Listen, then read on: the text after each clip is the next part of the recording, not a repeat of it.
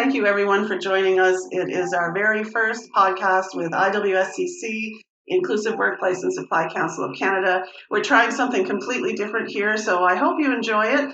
My name is Deidre Guy, and I am a co-founder and president of the IWSCC. For those of you who don't know what we do, and I'm sure that's probably most of you, we are a certifying body to certify either veteran business owners or disabled business owners as diverse suppliers. And provide them with networking opportunities to be able to get themselves into supply chains of corporate Canada and governments. So we are here to talk about supplier diversity, but we're also here to talk about the stigma surrounding suppliers who have disabilities, the stigma surrounding diverse suppliers.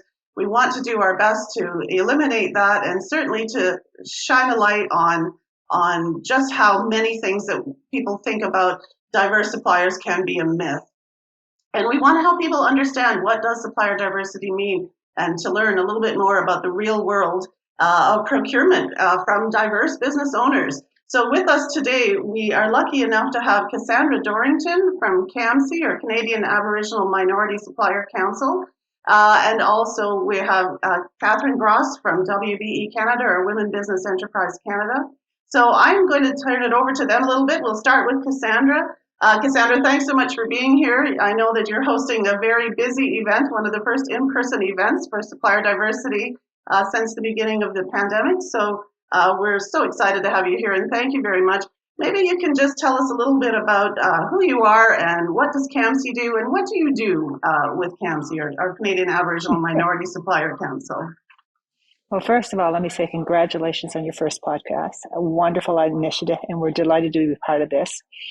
And so even though it's the day of our event, I thought it's important enough to give some time because I just think it's an important initiative in the education communication you'll do with this podcast.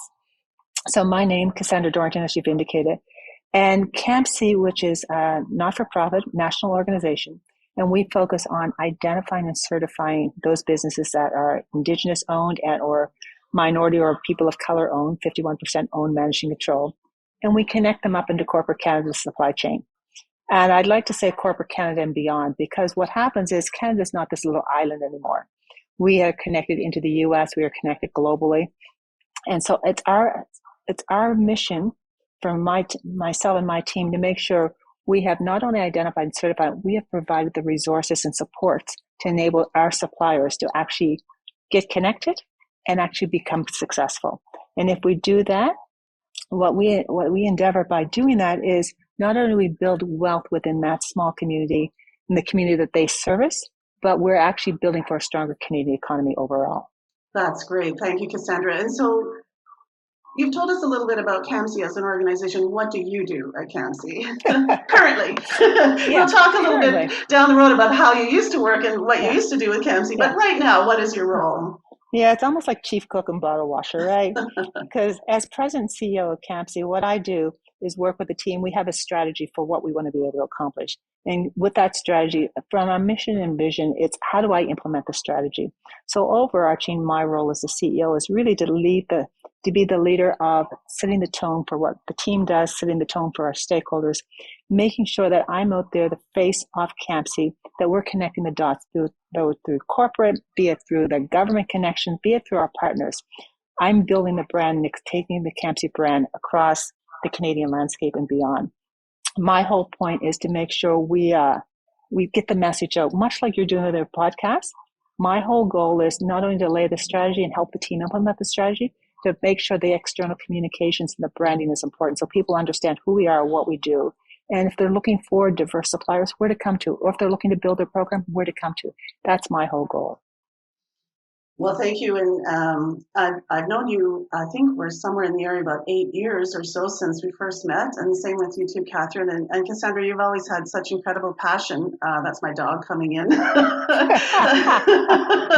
had the door a little bit open so he can sneak in so he doesn't mind to get in. And he decided to open it. But I've noticed the passion that you have, and you're always so well spoken. I go to you when I want to learn about how to say things and how to approach a topic.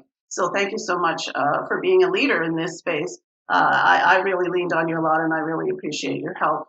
So Catherine, I know you're a little newer in the supply council side of supplier diversity, but you certainly have been around for a long time in the supplier diversity world. But what I want to know now is a little bit, we'll talk a bit later about what you used to do prior to your role now with WBE, but tell us about WBE Canada, WBE Canada Women Business Enterprise, and what your role is with them. Thank you, Deidre, and thank you for having me here. And I'm very excited. This is my first podcast, so good. I will learn with you here, and I can't wait to see the end result here. This is really exciting for me too. Something new all the time going on in supplier diversity once again. Thank you, Deidre, and congratulations on this effort. So I'm Catherine Grosz. I lead corporate memberships over at WBE Canada. My previous role was with BMO Financial Group across Canada and the United States, managing their supplier diversity program.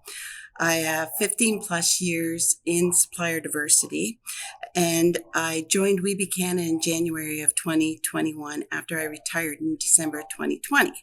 So my role there is to work with corporates and identifying and supporting corporates in their journey with their supplier diversity programs, whether it's across the U.S. or across Canada. And also, WBE Canada is the certification body. So everything Cassandra said about, certification, 51% or more owned, operated, managed, etc., we do that on the women's side. So we certify the women owned businesses across Canada. We like to say that we are Canada. Our business is in Canada. We look after Canadian women entrepreneurs, making sure that they're getting certified. All our data, all our services, all our tax, everything stays in Canada when you're with WBE Canada. Okay, that sounds great. And so your role is working with corporates on building their own supplier diversity program. Correct, helping them with their journey, their supplier diversity journey. And I know that was one of the things that surprised me when I first got involved with supplier diversity. And I was initially a supplier working with a women-owned company and went to, I think my first event was a CAMSC event actually, but there was a WBE one right in around the same time too. So I kind of confused them, but that's kind of neat. And it's interesting, our next podcast, we have Lori Benson on, and she was the first one I met at that CAMSC event.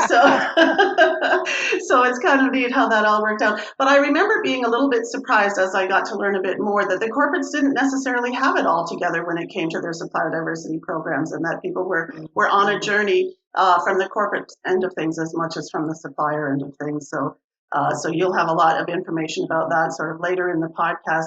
And now, I was going to outline some of the other supply councils that are out there because there are more diversities than the ones that we present. But I'd like to have you lovely folks do that instead, if you don't mind. So I think we have, 3 or 4 more other supply councils, three more. If you guys could describe the others that are involved in the supplier diversity world in Canada. Okay, let me jump in for that, because usually when I talk to people, I usually talk about there's 6 certifying bodies in Canada. Okay. And so, of course, under SDAC, they'll come across WBE Canada, they'll come across CAMSC, they'll come across IWSCC, but they'll also come across CGLCC. But the LGBT plus community, the entrepreneurial side, that's what Daryl manages within that. We'll also have We Connect International, which is another women's body out of the U.S. that has sort of the international certification of women. And last but not least, we'll have Canadian Council of Aboriginal Business, CCAB, who certify Indigenous business owners. So there's 6 of us in total in the Canadian space.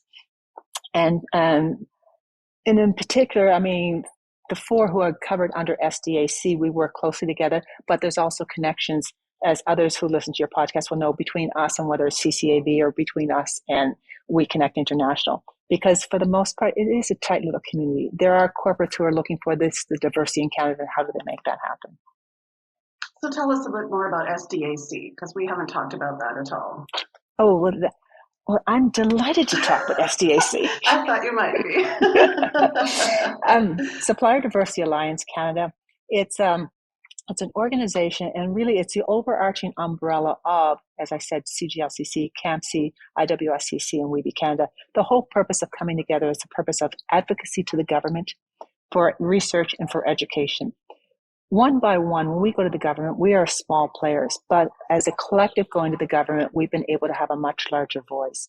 So under SDAC, I'm delighted to say in January, the federal government actually announced the approval of the social procurement policy. And that was because of all the advocacy SDAC has done to say the Canadian government's the biggest federal organization in Canada. If they do not buy into this, who else would? And if they do, what impact will have on the community? So SDAC has been strong from that advocacy perspective. We're also doing it with local municipalities, and we're seeing it. City of Toronto's on board, City of Brampton's on board. We have a couple other cities who are talking to us about coming on board. The other thing from research, we haven't done as much research, but it's imperative that we as a group come together to identify what it is, what are the resources required from the entrepreneurs that we service. You know, what are the steps along their journey that are common, that are distinct, that we can actually fill in the gaps for? From our corporates, what is the state of supplier diversity in Canada from the corporates that we service? It's going to be important for us, for research to come together, to have enough bulk to be able to say what messages is telling us in the Canadian space. The education piece we've been doing for probably the past, 4 or 5 years. We've been coming together for at least 1 or 2 education sessions a year. We bring our corporates and our suppliers, and we use it as an outreach event. So those who are not in the space, these suppliers not in the space but thinking about it, we bring to the table so they can understand what is certification, how is the market access to what benefits come with that. And we bring a couple of corporates so that they will meet with the suppliers as the suppliers are dipping their toe into the water saying, oh, this is kind of interesting. This will help me grow my business. So those are the real benefits of SDAC. Yes, thank you, Cassandra. A couple of thoughts in there. I'm looking forward to our events that we're going to this year with SDAC. It's nice to get back into in-person events. And so we have in July, we are in Halifax. We are in, no, not Cape Breton this time, New Brunswick, PEI, and where else? The Valley. East Coast, the Valley, yes. And then we're heading to Vancouver later in July. July is going to be a great month. We don't have all the details for that as well as of yet. But so that's some of the things that we're doing with the SDAC and Supplier Diversity Alliance Council. So I want to take this back a step, and I want to, and Catherine, I'm going to call on you for this. I want to talk to people about supplier diversity, but I really want to plain language it up. Like I want to make it very simple because I remember it took me quite a while to figure out what this all meant. I knew nothing about supply chains. I knew about being an entrepreneur, but I did not understand about how supply chains and all of that came together, especially with large corporations. So, Catherine, can you just in your words and try to be sort of layman's type terms without using our sort of corporate speak that we use because we're in this world of supplier diversity. Tell me what supplier diversity is. Explain it. Okay. So let's talk about what supplier diversity is not. Okay. And let's talk about what supplier diversity is. So I always say, as a corporation out there, let's talk about the corporate side first. As a corporation out there, when you think of your organization being diverse in nature, you think of 3 things. You think about your customer and the communities in which you serve your customers and how you're serving those diverse communities. You think of your DE&I or your D&I, diversity, equity, and inclusion, or your diversity and inclusion. You think about that, which is your talent internally. And that's your talent within your organization, and making sure that that diverse individuals are being seen in senior leadership roles, that your board is diverse, that your talent is diverse, your employee resource groups are getting the support they need, etc. The part we're talking about today is supplier diversity. And that's your supply chain. Think of everybody you order pencils, pens, computers, janitorial, construction, you name it. And all of those businesses that you order from and where they sit in your supply chain. And how diverse is your supply chain? And so as a corporation, how do you identify a diverse business for your supply chain to bring in to support your journey with supplier diversity as a corporate? So this is where corporates then come out to councils like IWSCC, CAMSC, WBE Canada, CGLCC, and others, and identify who are the diverse suppliers that have certified with these groups, these certification organizations/bodies. And this is where corporates rely on the certification process, whether it's for minority, Indigenous, LGBT, women, veteran, or disabled. All the work we all do to make sure that the corporates get what they need from a diverse supplier. Now, those suppliers who come into our organizations to get certified, if you go to any of our websites, you can find out what it will take to get yourself certified. High level, not to take up this whole podcast on what's involved with certification. Let's just talk about the high level, and that is you must be 51% or greater owned, operated, and managed by any of those communities. You must have a B2B business to business, and you must be for profit to qualify to become certified with any of us. So supplier diversity is not for every business out there then?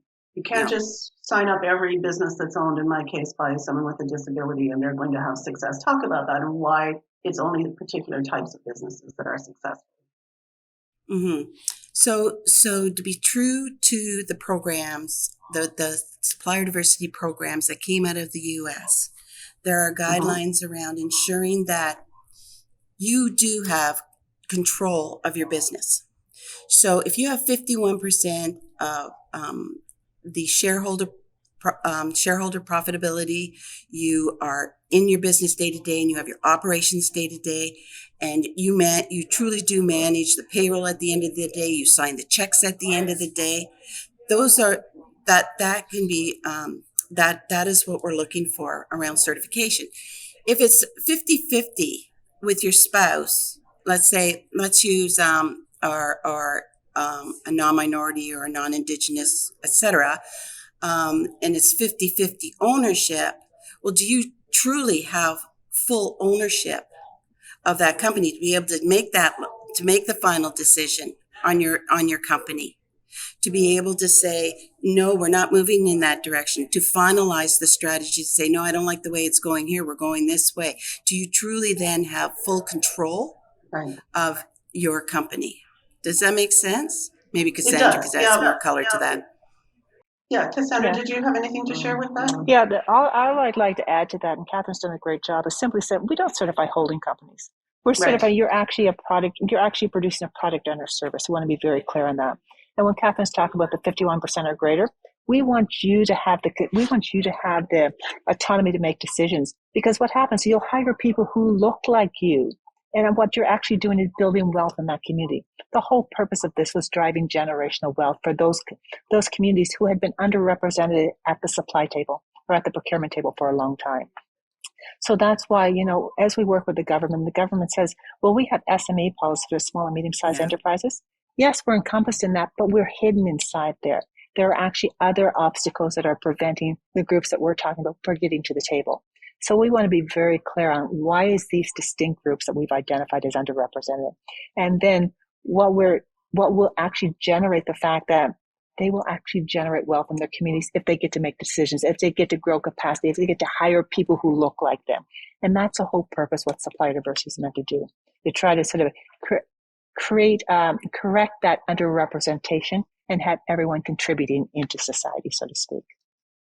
That's great. Thank you. And, I look at it too, like when you have that diversity, whatever it happens to be within the different groups that we support and represent, your experience is different. So your decisions are going to be different. Your entire journey to entrepreneurship is different. You probably have had to work harder, honestly, realistically, and you probably have had to shine brighter and jump through more hoops. And so you've learned from that. And I think that those learnings are really important when it comes to being a diverse supplier. And something that I hope that corporates, and Catherine, you can probably shed some light on this, but I hope that our other corporates recognize that whole difference in terms of the type of supplier that they're dealing with. And they're not just doing this because that person happens to be Black or disabled, but that also comes with this incredible wealth and innovation and stick-to-itiveness. And when we always say when you live outside the box, you think outside the box. So from the corporate world, which we'll talk about just shortly. Catherine, would you say that corporates do respect that and recognize that? Is that something that we're seeing in the supplier diversity world? Yes, and I'm seeing it more and more. Good. Working on the other side of the fence now, as a not as in the not-for-profit side of it, and working with corporates. And it's often asked, why wouldn't you have a supplier self-identify? And in those cases, I always say, well, you could, if you wanted to maybe use that information to support asking that supplier to get certified so they can be a part of your supplier diversity journey. But from collecting that data for uncertified or self-declared into your numbers at the end of the day may not be such a great idea. I can give you a really good example. So at BMO, we were audited just before I left. And we did pass with flying colors because our program stated that we are using certified diverse suppliers and in our program. And we were asked, prove that under your tier 2 program and under your tier 1 program, and not to confuse people with tiers right now, but prove it. And we were able to do that with the new registration portal we had just built the year before. So we were very fortunate there to be able to support that. We've seen fraud. We've seen where we've done on-site visits to entrepreneurs who say they're women-owned. And you get there, and it's quite apparent that they're not truly women-owned.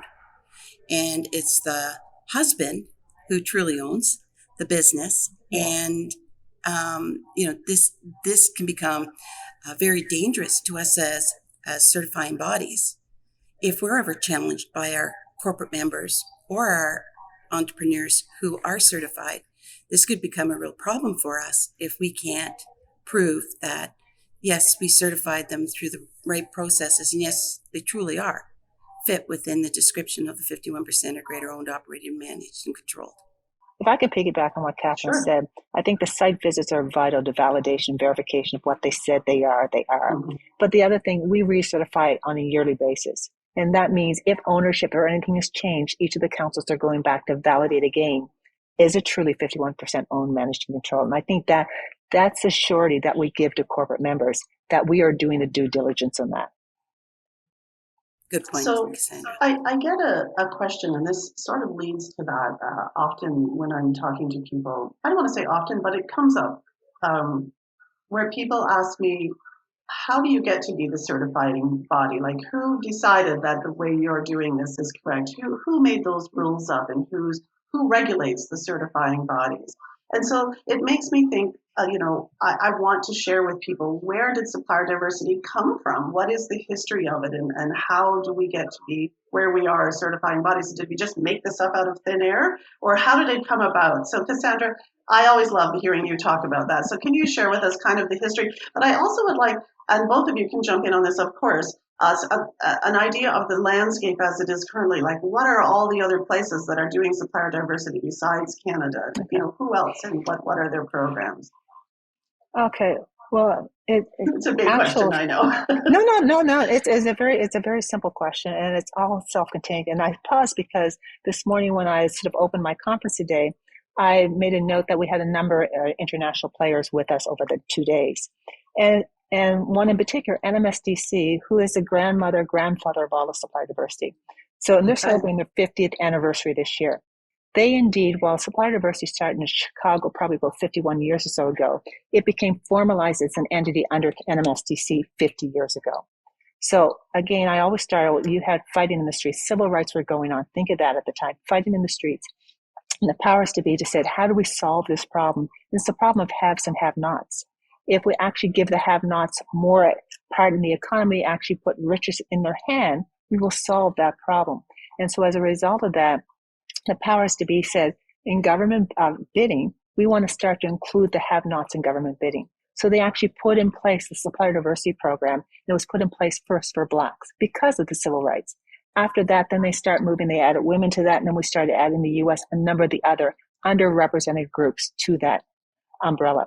So, in this in particular was tied to government programming. So, if you're doing business or procurement with the government, they're looking for who else are you doing, who are you buying from, and what do the numbers look like. So, therefore, the government was actually seeing money going into the have-nots. Now, this was working so well in the U.S. that the auto sector, the ICT sector, and financial institutions in Canada said, if this worked in the U.S. and they actually saw it, they actually saw businesses start to grow, money going back in the community, people being educated as a result of that. There's an automotive corridor that comes up through Ontario. And so the auto said, why aren't we doing that north of the border? We know they have underrepresented groups there. So in 2004, they actually, just before 2004, because CAMSC was established in 2004, they actually, so whether it was Chrysler at the time, it was RBC at the time, it was Dell, it was IBM, there was a host of them who said, we should do that in Canada and let's establish CAMSC. We will use the same rigor that the NMSDC has put in place so we can validate this ownership management control, customize it for whatever the Canadian equivalent will be for, what are your underrepresented groups, and let's establish that and put it in place. So the same parameters that have been in place for the US, the same rigor that we've overlaid on that. So then when CAMSC started, it was probably, I think, 5 years later, WBE Canada started. So Oren Ben, my predecessor, worked with Mary Anderson, Sylvia's predecessor, and said, okay, let's help you carve a program that looks like women will be certified in Canada. CGLCC had always been a chamber of commerce, but probably about a couple years later, 2012 or 13, they said, we want to do procurement as well. So they were using the same model from NMSDC CAMSC to WBE to CGLCC. And so similarly when you came on board. So this has come through from the grandfather of all, the same rigor, the same process. So when I said, who's made you that? This has worked well. It's been defended and audited in the US. In the Canadian landscape, I would say we're self-regulated, but we're using all the same parameters. So my organization, my corporates, can rest assured that what they see from CAMSC, they will see the same in the US. And they trust it. That's been done in the US. And BDR, actually, the $1 Billion Roundtable, audits. If they're putting money in from the US and they're putting global dollars, the $1 Billion Roundtable actually audits to make sure that some of that's going on. So I rest assured that I tell my corporates that they're seeing a tried and true program that's come up through the US into Canada. And so is the US and Canada the only areas in the world that have supplier diversity programs? Well, again, I go back to NMSDC started. The next country that came to was Canada. After Canada, they went to the UK. So MSD UK actually has a program in place. And then after that, they went to Australia. So Supply Nation has a program in place. I think they finally formalized, South Africa was formalized after Supply Nation. And so those were the offshoots coming to the MSDC. Most recently, New Zealand has come to the table because CAMSC, in conjunction with my other global councils, we have what we call Global Supplier Diversity Alliance. And what we want to do is create a bridge for corporates who can go around the globe to find local suppliers or to identify underrepresented, or how do I start a program in your country? So New Zealand has come to the table to GSDA and said, we want to learn from you fellows, and how do we do that? So they're the new kid on the block. We've also had a few other countries come to the table to ask GSDA, how do we actually go and put a council in place to do exactly what you're doing to help drive representation for the underrepresented to the table with procurement? So those are the primary drivers right now from an NMSDC. We Connect International, much less an offshoot again, has some regions around the globe, but I don't know exactly where they are. And I've also done work with CGLCC's equivalent in Europe. So I know there's a couple bodies there that do that as well. But again, these are all bodies who know each other, and we're all coming sort of fruit from the same tree, so to speak. And so do you know about their process? Is it consistent with what we use here in Canada? 51%, yes. All of that's consistent. Yes. Yeah. You go to any of these ones, it's the same methodology. Okay. Catherine, I see you were having something to say. Go ahead. Yeah. So with WBE Canada, we have mirrored our program around Women Business and Women Business Enterprise National Council out of the United States.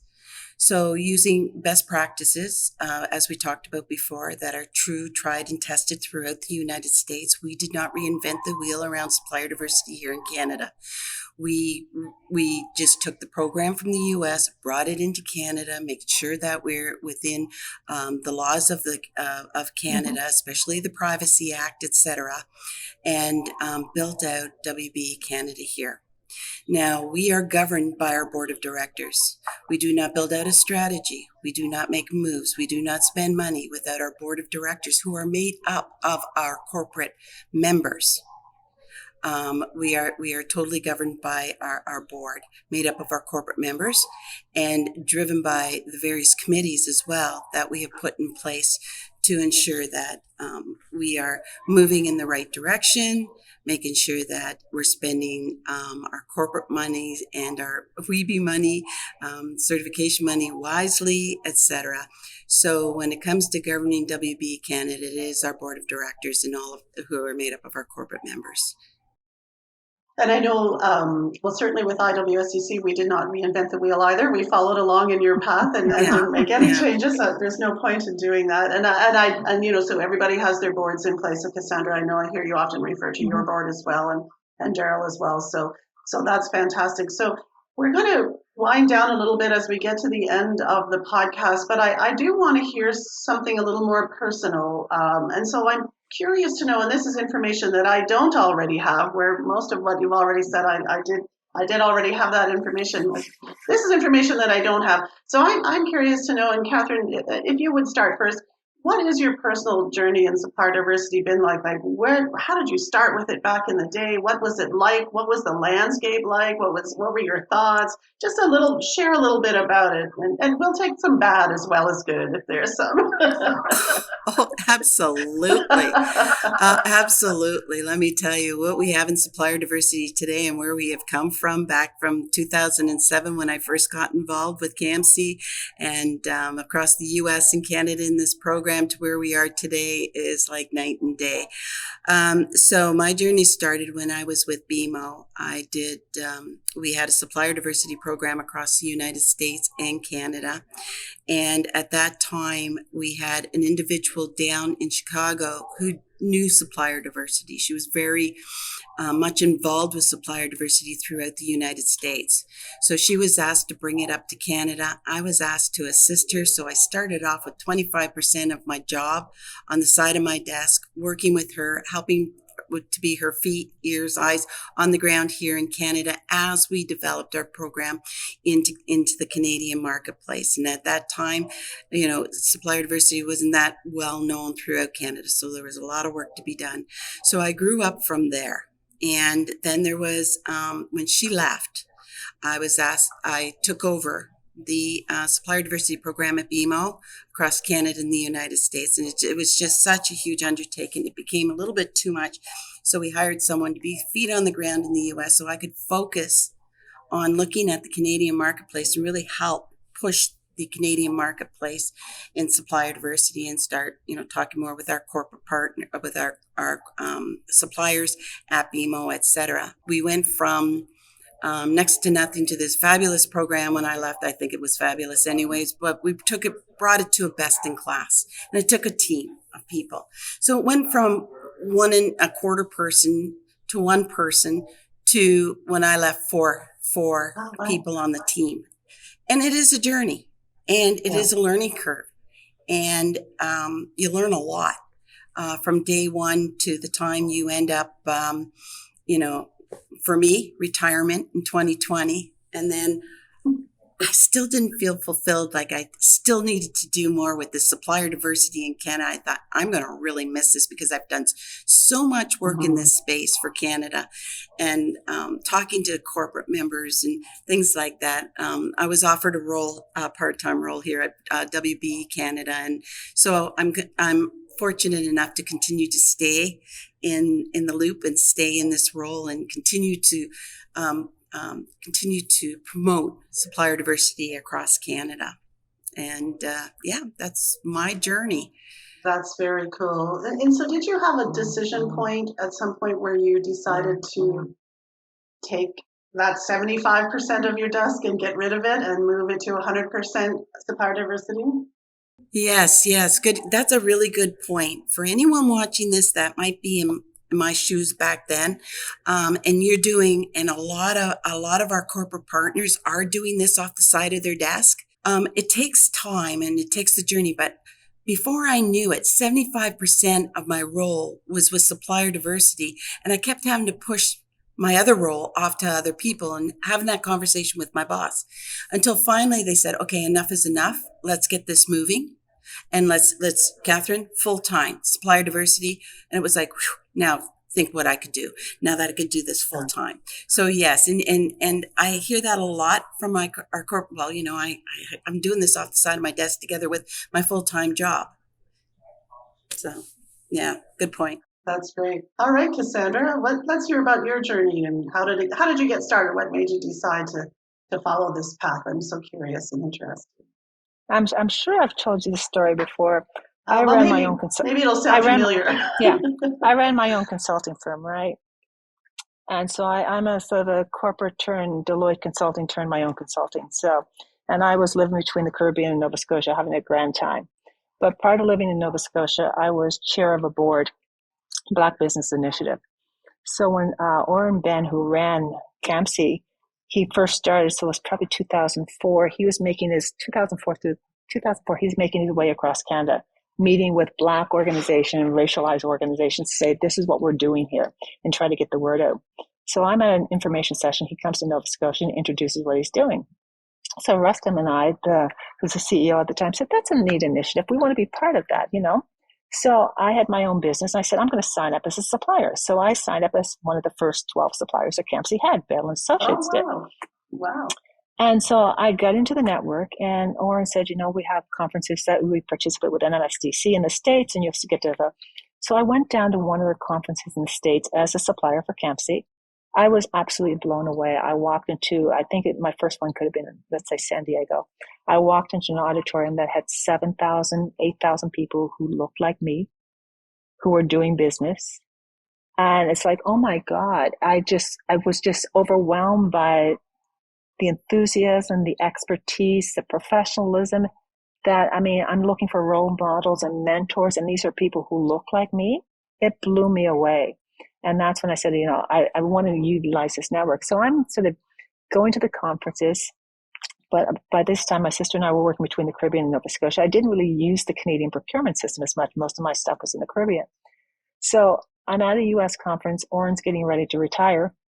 And he taps me on the shoulder. He said, Cassandra, are you interested in working for, working in CAMSC? I said, got a job. I'm good. Like what I'm doing. He said, but, there's so much to do here. He said, because you're a supplier, the network, it'd be up your alley. And he said, you get to travel across Canada, tell your story and everything else. I said, I travel a whole lot. I'm really okay. But I sat back and I thought about what he just said, because CAMSC had moved this much, but there was this much to go.